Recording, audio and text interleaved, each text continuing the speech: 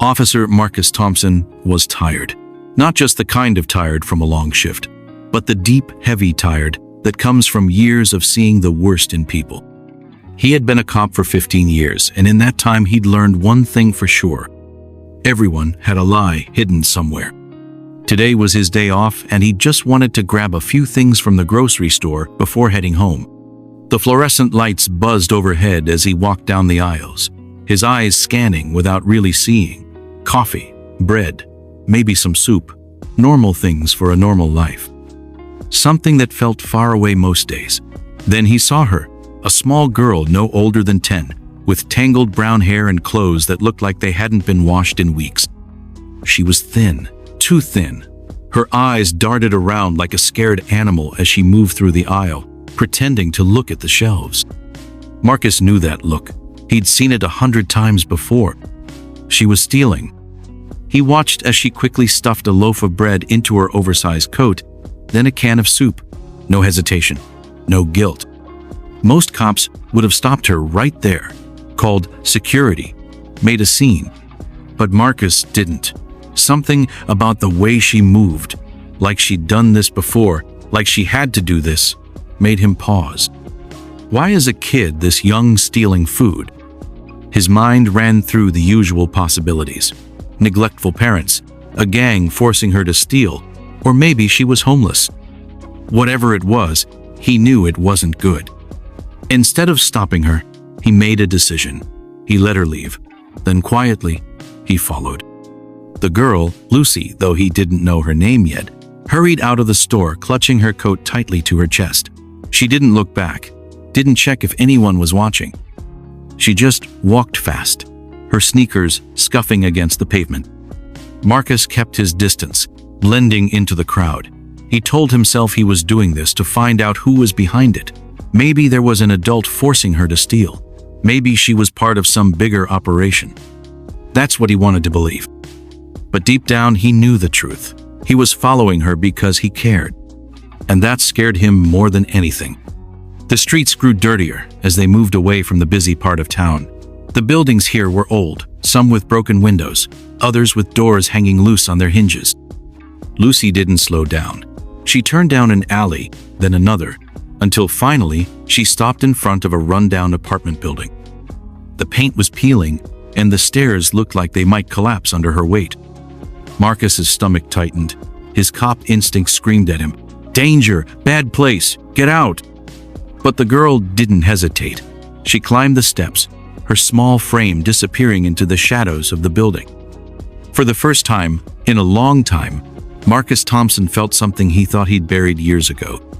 Fear, not for himself, but for her. What kind of life does a kid have if this is where she calls home? He stepped to the side, peering carefully through a gap in the torn window curtain. What he saw made his breath catch in his throat. The apartment was almost empty. No couch, no table, just a pile of old blankets in one corner and a single portable burner on the floor. A weak orange flame flickered beneath a small pot of water. The only light came from a bare bulb hanging from the ceiling, swinging slightly as if even it wanted to escape this place.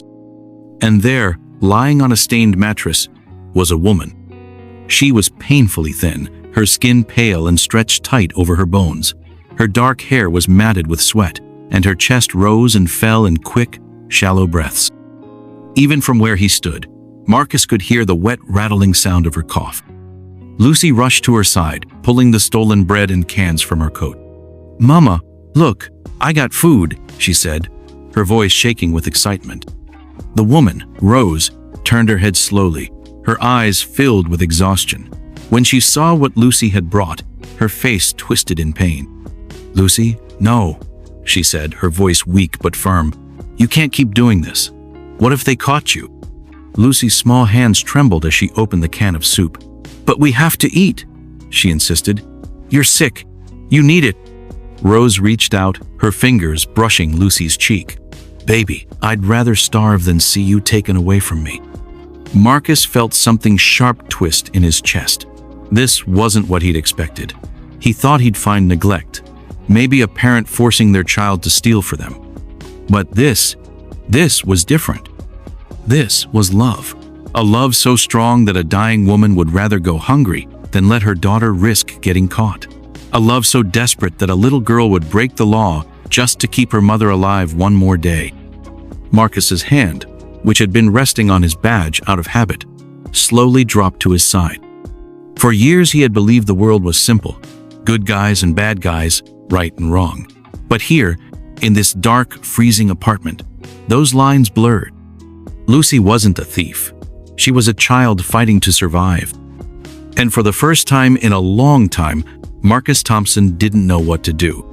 Marcus stood frozen outside the apartment door, his hand hovering in the air. He could still hear Lucy's frightened whispers inside, the clink of the soup can being set down too fast. His pulse pounded in his ears. Call it in. That's what he should do. Report the theft. Let child services handle it. That was the law.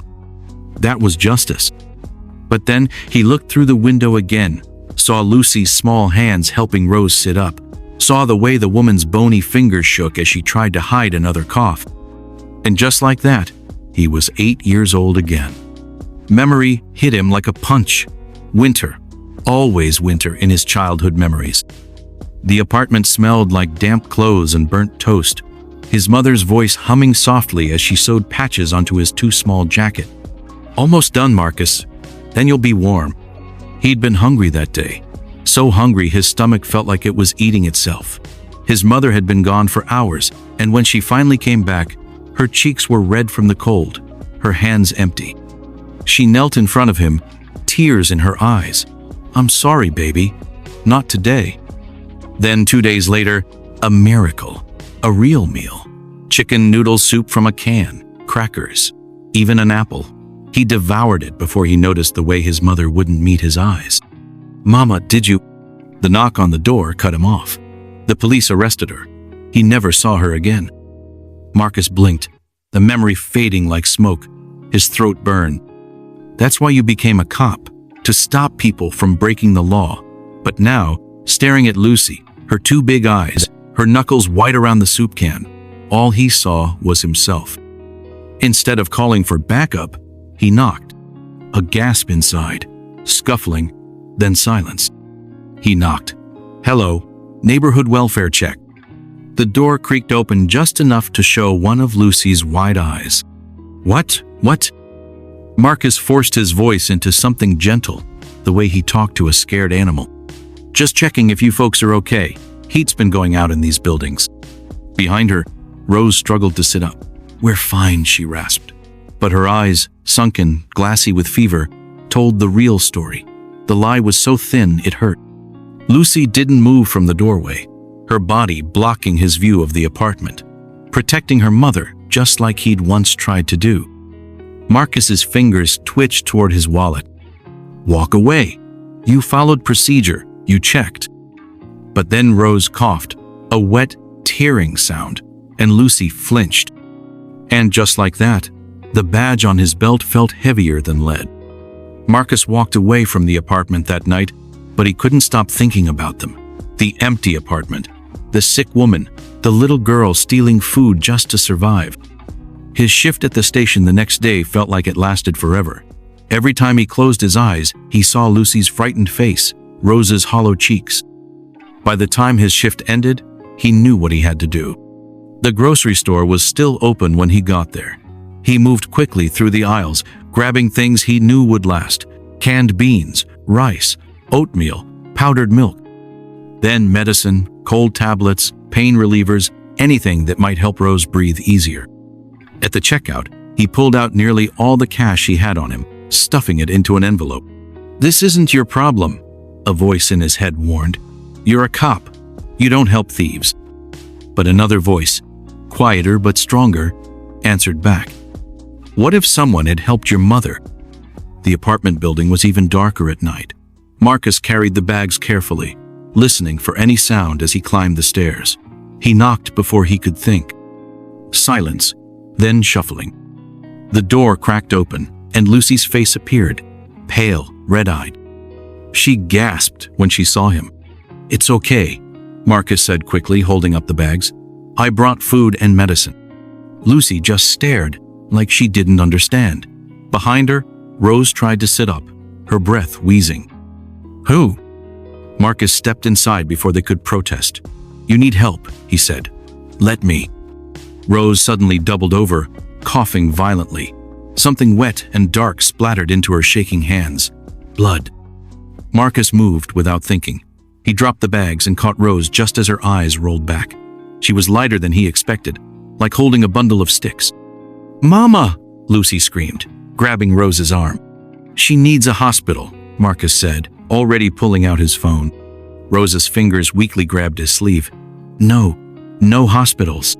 "You're dying," Marcus said bluntly. Rose's lips trembled, then so quiet he almost missed it. "I know." Lucy let out a small, broken sound. Rose's eyes locked onto Marcus's. "Please, take care of her." Marcus frowned. "You're her mother. She's not mine." The words hit like a slap. Marcus froze. Rose's breath came in short, painful gasps. 2 years ago, I worked cleaning houses. One of them, a bad place. They had girls there, little ones. Her fingers tightened on his arm. I found Lucy locked in a closet. I couldn't leave her.